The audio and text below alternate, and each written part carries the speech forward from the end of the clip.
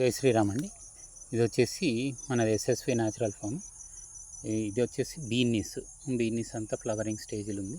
Just మనం నారబోషం అక్కడ పెట్టాము, ఫ్లవరింగ్ స్టేజ్ ఇప్పుడు చూస్తున్నాం. అంటే మిగిలిన ఎరువు క్రియ అంతా మనకు తవ్వకం అదంతా ఎర్త్వామ్ చేసేస్తాయి. అంటే మన న్యాచురల్ ఫార్మింగ్ కాబట్టి ఇక్కడ ఏం చేయాల్సిన పని ఉండదు, నారబోయాలి, ఇక్కడ పెట్టుకోవాలి. అయితే ఇక్కడ మనకు ఇవాళ క్యాప్సికమ్ పెట్టాం.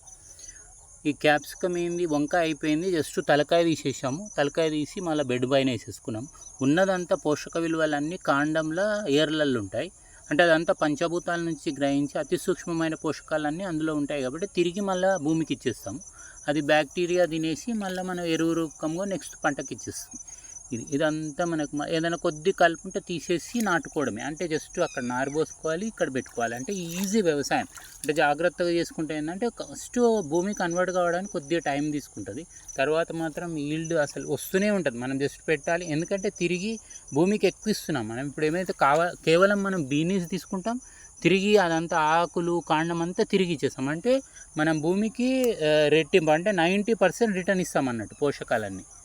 ఎప్పుడైతే మనం అట్లా పోషకాలు ఇస్తామో ఎవ్రీ ఇయర్ పెరుక్కుంటూ వస్తుంటుంది భూమిలో. ఏదైతే మనకు పోషక విలువలు వచ్చే ఆహారం ప్లస్ ఎరువు కూడా భూమే ఎరువు చేసేస్తున్నాం.